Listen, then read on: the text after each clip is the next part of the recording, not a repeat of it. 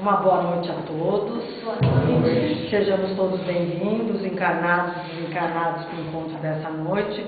É sempre bom a gente relembrar o quão esses dois mundos interagem, né?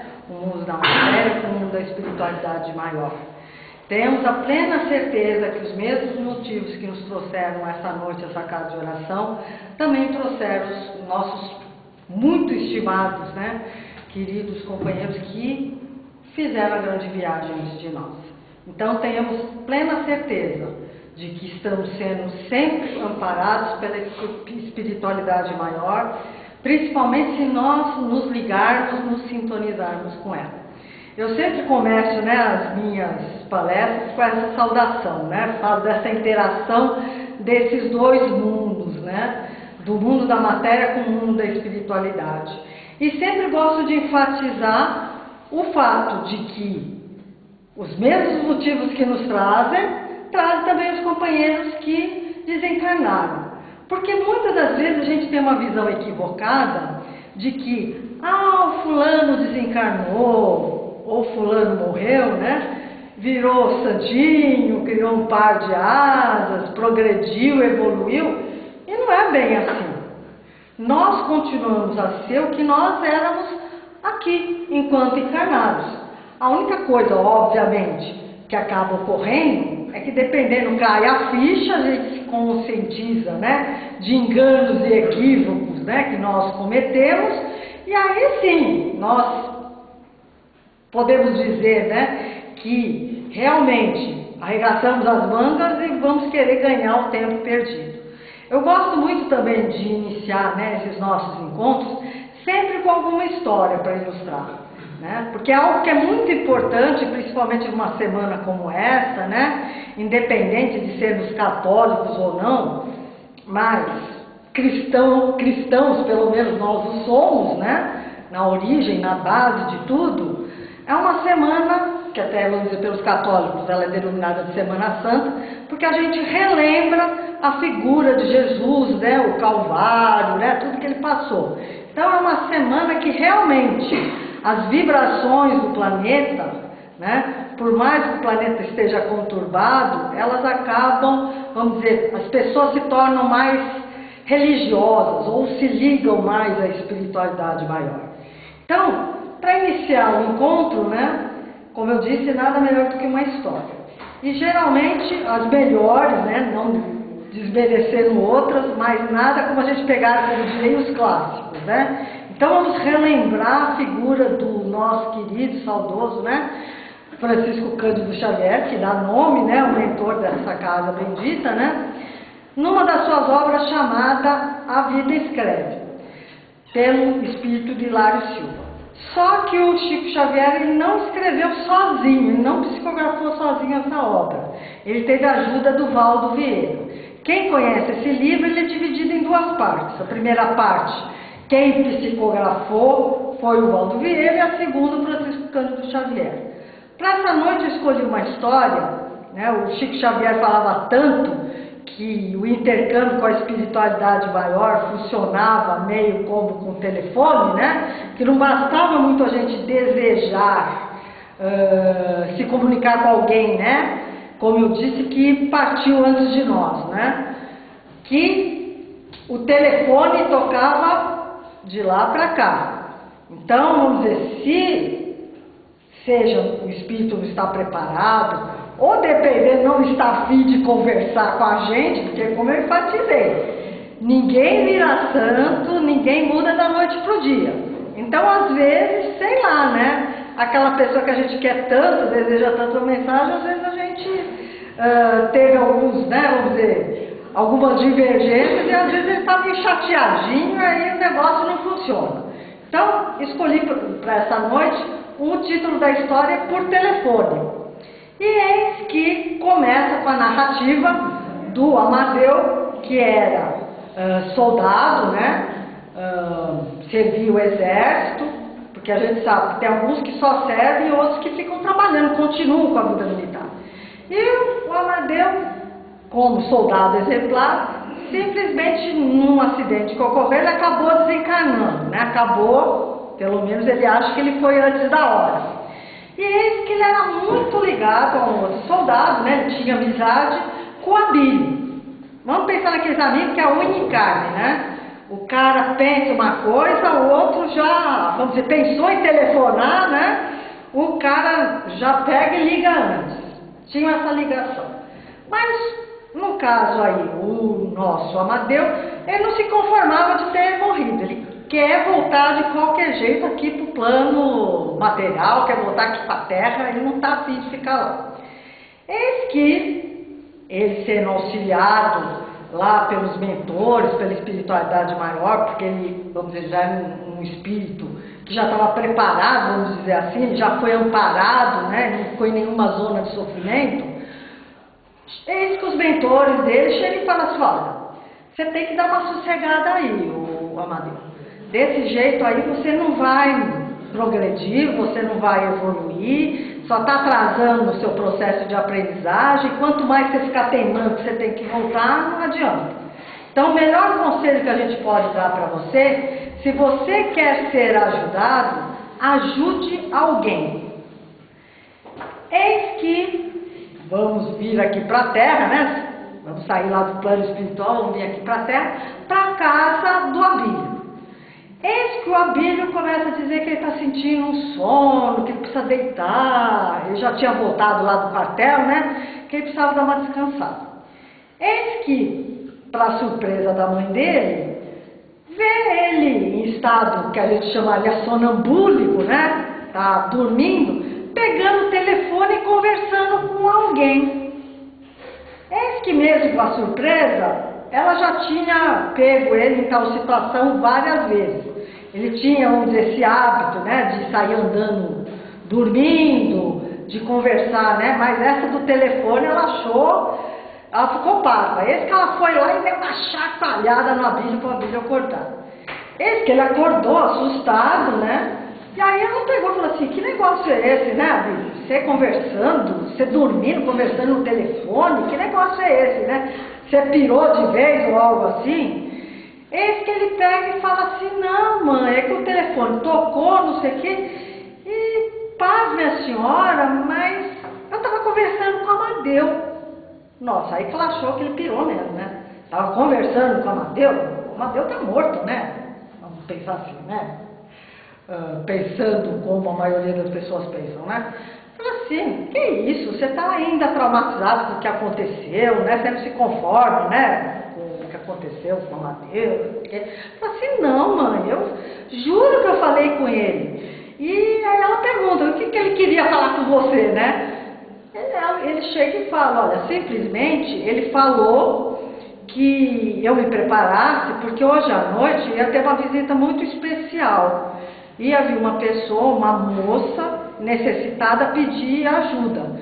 E que, por favor, pela amizade, né, que eles tinham, que ele atenda a tal da moça. Eles que ficaram, né, mãe do Abílio, ficou com aquela pulga atrás da orelha, né, falou assim: nossa, que papo mais estranho, né.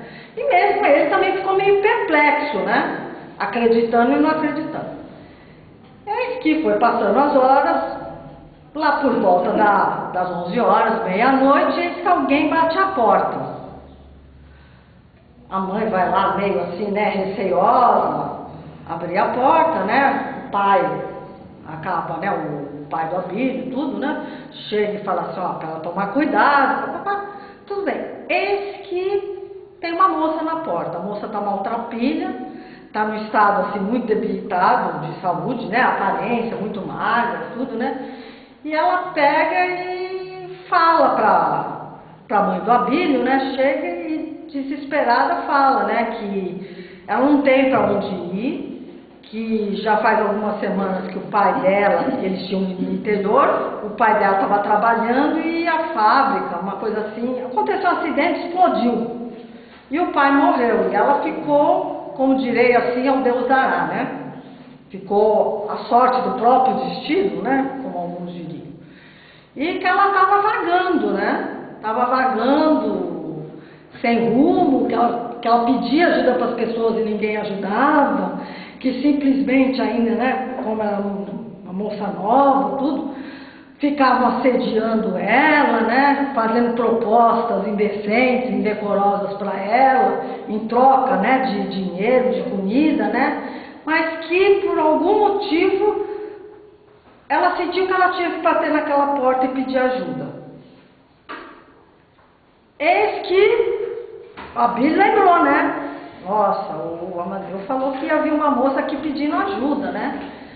Aí a primeira coisa assim, que a mãe fez foi pelo menos dar algo para a moça comer, né? Dar um amparo para a moça. E eis que a mãe pede, né? E mesmo a Bíblia também fala assim pro pai: aí a gente, né, a mãe precisa de uma moça para ajudar, né? A mãe já está ficando velha, né? Aquela velha história, né? Precisa de ajuda de alguém. Mesmo eu sempre quis ter uma irmã, né? Pedindo pro pai que aceitasse a moça. No primeiro momento ela disse: onde já se viu? Não conheço essa moça, não sei de onde ela surgiu, vou pôr dentro de casa, né? Que negócio é esse? Mas tamanha foi a insistência da esposa e do Abílio, o pai acabou aceitando.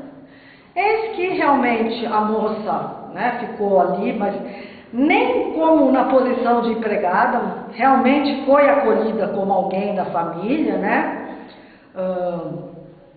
E principalmente quando o pai ficou doente, né? O pai da família aí ficou doente, nossa, ela foi aquela enfermeira dedicada.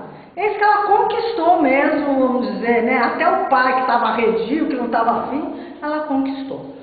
Passou o tempo, eis que o nosso Abílio, que não é bobo, não é nada, se afeiçoou à moça e resolveu casar com ela, né?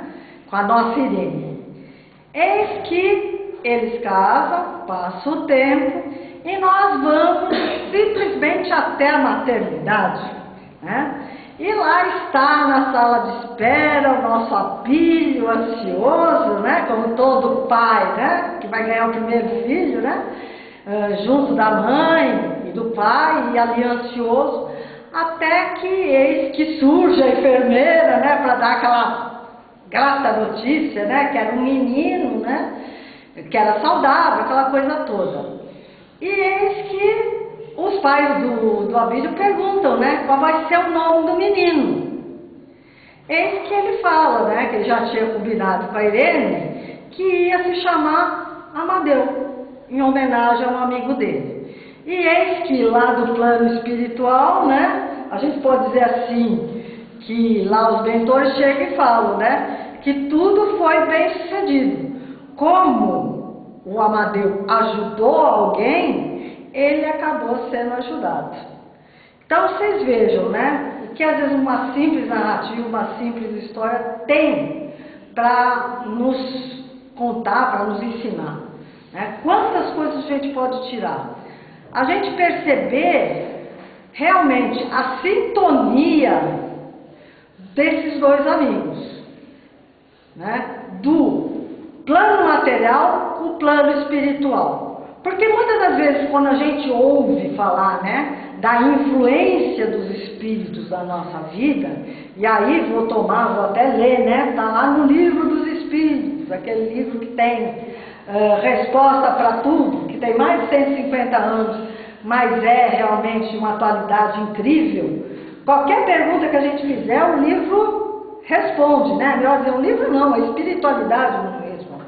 E ele que é composto de 4 livros, ou 4 partes, como quer, na segunda parte que fala dos espíritos, do mundo espiritual, no capítulo 9, que fala da intervenção dos espíritos no mundo corpóreo, eis a questão 459, que fala: os espíritos influem sobre os nossos pensamentos e as nossas ações?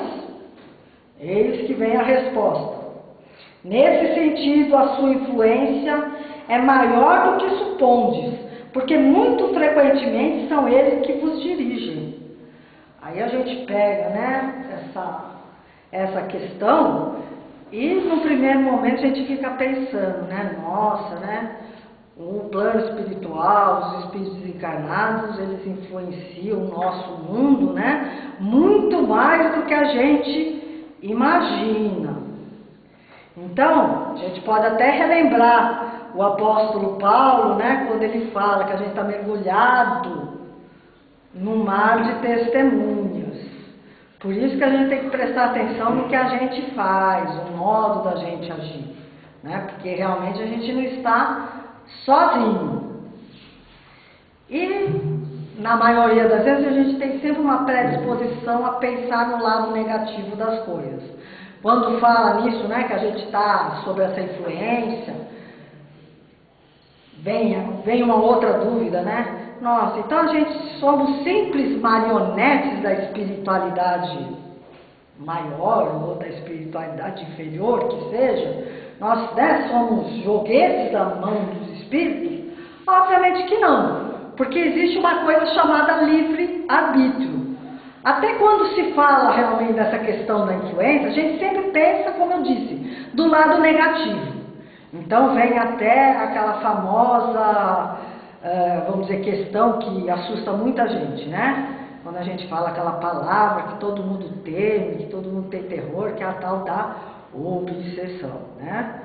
Que muitas das vezes a gente adentra a casa espírita, passa por entrevista, porque fala o que na entrevista? Ah, eu estou sentindo que eu estou com uma influência negativa, que tem algo ruim me acompanhando, ou que tem algo ruim na minha casa. Não é isso que normalmente, às vezes, a gente chega e fala, né? Quando passa numa entrevista? Muitas vezes. E, realmente, se a gente parar para analisar, o bicho não é tão feio quanto parece. Eu gosto muito do Richard Simonetti, porque ele tem, esse expositor, escritor espírita, ele sempre fala de assuntos muito sérios, de uma forma mais bem-humorada. Então, até quando no livro Quem Tem Medo da Obsessão, que ele faz assim, vamos dizer, ele pega todas as questões cercando, né, a questão do processo obsessivo, ele fala que a gente tem medo do que a gente não conhece, do que a gente desconhece. E talvez as pessoas tão antigas quanto eu saibam daquela famosa, pelo menos quando a gente era criança, né, era mais fácil os pais da gente educarmos, né, e nos, como direi, nos assustar, né, às vezes nos educar pelo terror, vamos dizer assim. Então, se a gente ia fazer alguma traquinagem, alguma coisa assim, né, já percebia, ou a gente era terrível mesmo, falava assim: olha, se você continuar agindo assim, eu vou entregar para o homem do saco. O homem do saco vai passar e vai pegar você. E aí a gente realmente tinha aquele senhor, aquela pessoa que às vezes, vamos dizer, né, não estava bem vestida, né? E com o saco nas costas, né? Porque antigamente não era o carrinho, era, né, o saco nas costas. A gente já olhava aquele coitado daquele homem que só estava querendo ganhar o sustento dele, já com terror, né? Meu Deus, olha o homem do saco ali, o homem do saco vai me levar. Até que a gente cresceu e percebeu, coitado, o homem do saco, vamos dizer, a gente hoje vai dizer que ele é o catador, é o cara que recicla, né? Mas a gente tinha paura do cara, tinha terror do cara. Por quê? Porque a gente não sabia. A gente só tinha como informação aquilo que os pais da gente falavam e faziam o maior terrorismo. Então, às vezes a gente fica com mais medo, acha que o bicho é mais feio do que ele parece. Então, quando nós falamos em influência negativa, sempre vem a figura do tal do obsessor. Porque, não sei se vocês sabem, o obsessor, ele pode ser alguém que de outras existências a gente aprontou com ele, ou ele acha que a gente aprontou com ele, que ele acha que a gente tem uma dívida com ele, ou coisa do gênero, e ele ainda está desencarnado e ele fica nos influenciando porque ele quer se vingar. Ele está com bronca da gente. Mas a maioria das obsessões não são essas obsessões graves ou cavernosas, vamos dizer assim. Existe uma coisa chamada obsessão simples, que é o quê? É a influência de espíritos menos esclarecidos, espíritos ignorantes, que nos influenciam no dia a dia. Como assim? Pela tal da sintonia. Porque pensemos como se nós fôssemos antenas parabólicas que ficam captando toda essa energia, esse fluido que tem ali. Se nós pararmos para analisar que nós estamos cercados, infelizmente, mais de energias negativas do que positivas, porque eu estou falando, fazendo a comparação, né, a grosso modo, da questão da antena, que a gente funciona como uma antena que recebe, mas também nós emitimos. Emitimos o quê? Pensamentos. Não esqueçamos que pensamento é vida. Antes de qualquer ato ou ação nossa, nós pensamos. E nós ficamos naquela, né? Ah, eu só pensei mal, né, de fulano. Eu só pensei em fazer algo não muito edificante com fulano. Mas eu não fiz. Mas primeiro você pensou. No que você pensa, você joga na atmosfera esse lixo mental. Além de fazer mal para você mesmo, porque principalmente se for uma coisa negativa, o veneninho vai começar a agir no nosso sistema aqui, no nosso sistema sanguíneo. Mas a gente jogou esse lixo aí. Esse lixo vai ficar elas por elas? Não.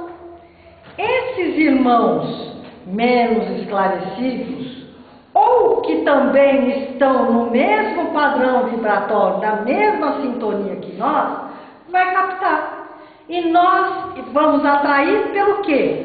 Pela afinidade. Então, vou pegar um exemplo. Porque eu enfatizei muito isso, de que a gente, depois de desencarnado, continua a ser o que era antes. Então, vamos imaginar que eu seja uma pessoa que sou um bom copo, mas um bom copo mesmo.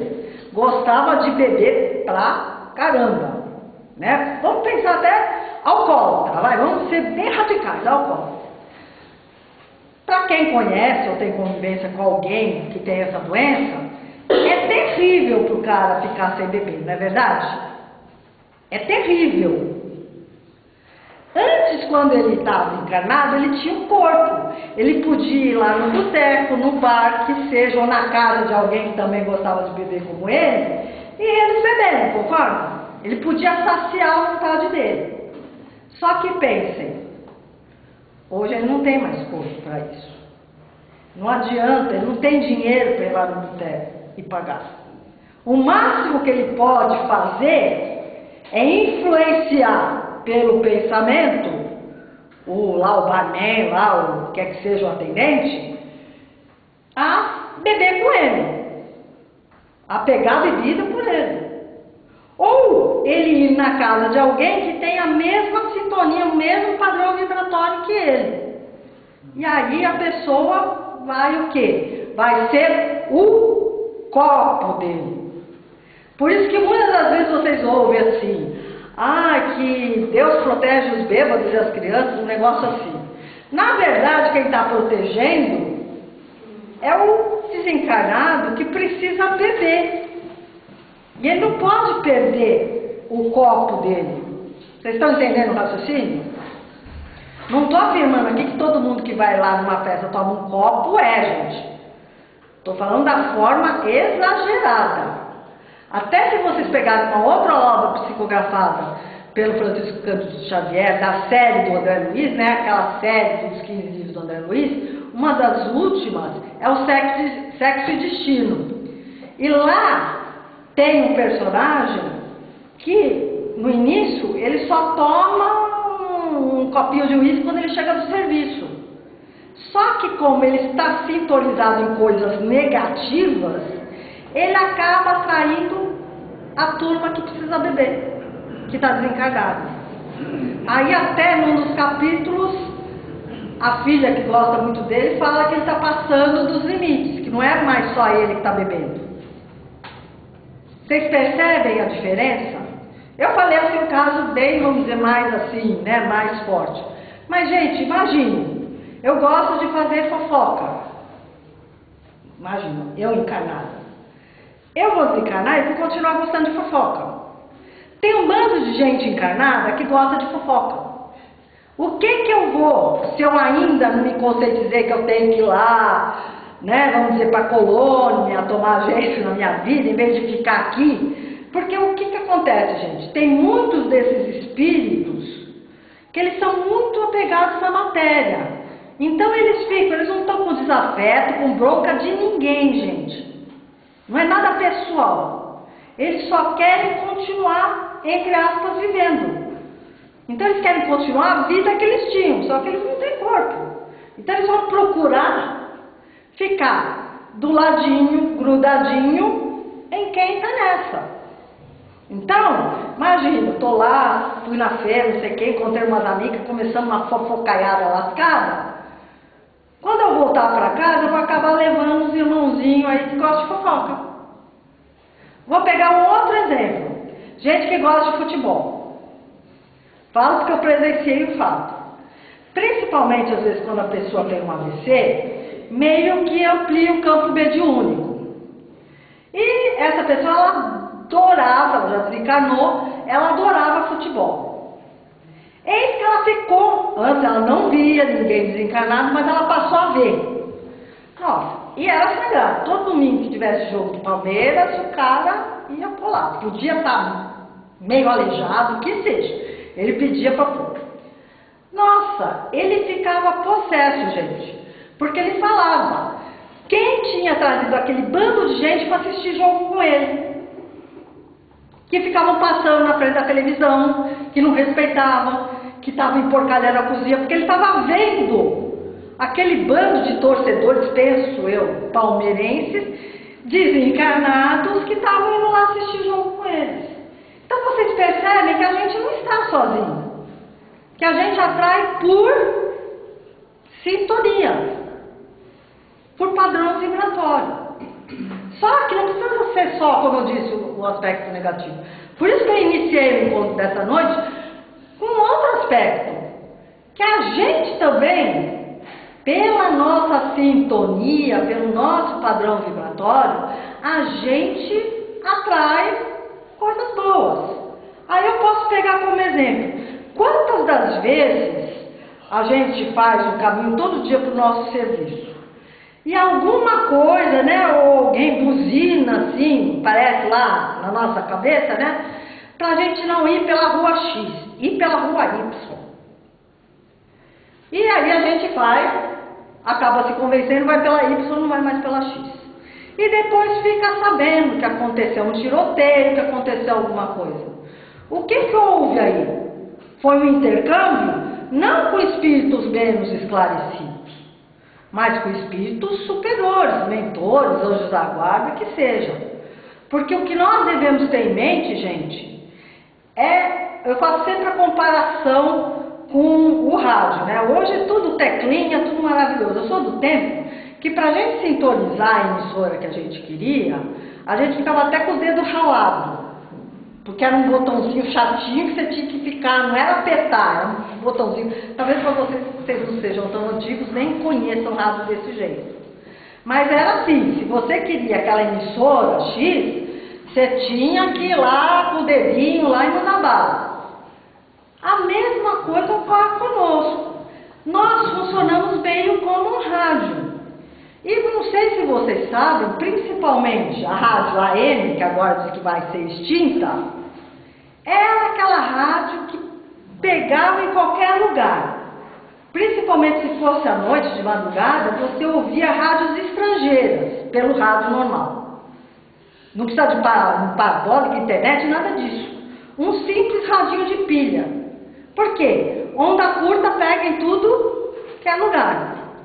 E antigamente tinha um lance, porque hoje praticamente tudo é FM, né? Quando é digital, essas coisas. A gente tinha no rádio do carro, era FM. Bastava, não importa se a gente estava descendo a serra ou subindo a serra. Estava numa emissora, ouvindo uma baita de uma música, de repente começava lá uma pregação, uma rádio evangélica no meio. Por quê? A FM, ela já é mais sensível, ela não tem o alcance da onda curta. Se nós nos conscientizarmos disso, de que nós somos emissores, emitimos, e que nós recebemos, e que existe isso da sintonia, da afinidade, gente, por exemplo, se eu quero ouvir música clássica, não adianta eu sintonizar na Jovem Pan, porque na Jovem Pan vai ter o Pânico, sei lá das quantas, aquelas músicas batistadas. Nada contra.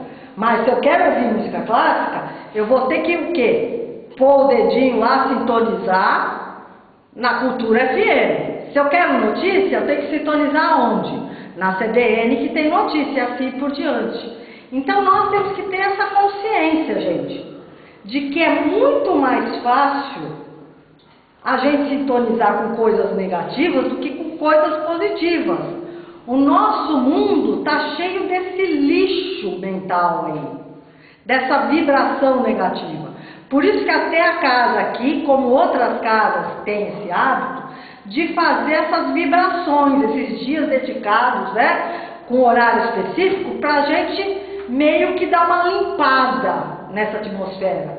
Por isso que eu também escuto muitas pessoas, principalmente quando já estão começando a desenvolver, né, nas escolas de educação mediúnica, falam assim: ai, só recebo o sofredor, nunca recebo o meu mentor, sei lá, nunca, né? E fica lá chorando. Por quê? O sofredor está no mesmo padrão que nós. Nós ainda estamos num mundo de expiações e provas. Para nós é muito mais, infelizmente, muito mais real a dor, o sofrimento e a aflição. Por isso que a gente, se, por afinidade, o trabalho mediúnico, né, vamos dizer, seria mais fácil. Para a gente ter contato com um mentor, com espíritos superiores, a gente tem que transpor barreiras. Por isso, volto a enfatizar, Jesus não falava vigiai e orai por causa disso. Então, sei que a gente podia aqui ficar horas falando disso, mas espero que tenha, né, vamos dizer, vocês todos tenham sido tão esclarecidos como eu sobre o assunto, e é muito vasto, a gente ter essa consciência de que se nós somos emissores e receptores, se eu imito coisas ruins, eu vou atrair o quê? Coisas ruins. Se eu fico com pensamentos negativos, me ligo a coisas negativas, só vou atrair o quê? Quem estiver na mesma sintonia.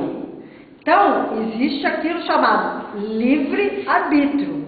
Nós não somos joguetes ou marionetes na mão da espiritualidade. Nós somos responsáveis por aquilo que nós fazemos, gente. Então, principalmente nesses tempos de transição tão conturbados, que a gente liga a televisão e fica aquele festival de desgraça, não que a gente deva ser alienado do que está acontecendo, mas que quando a gente vê situações de violência, que seja, que nós não entremos nessa sintonia de vingança, de raiva, de rancor, de ódio. Porque senão, nós vamos estar traindo o que pra gente? Coisas boas? Não. Então, se no primeiro momento a gente não conseguir vibrar amor, que pelo menos a gente não jogue mais lixo no ambiente que a gente vive, no mundo que a gente vive. E não nos esqueçamos que eu falei, né, aqui daquela história da gente levar amiguinhos para nossa casa, né, pela afinidade. Para isso existe a prática do Evangelho nos nossos lares. A gente, principalmente nós, mulheres, né, não desmerecendo os homens, mas geralmente quem acaba ficando responsável pela limpeza, né, pela higiene material da casa, somos nós. Que nós lembremos que a gente também tem que promover uma faxina semanal, espiritualmente falando.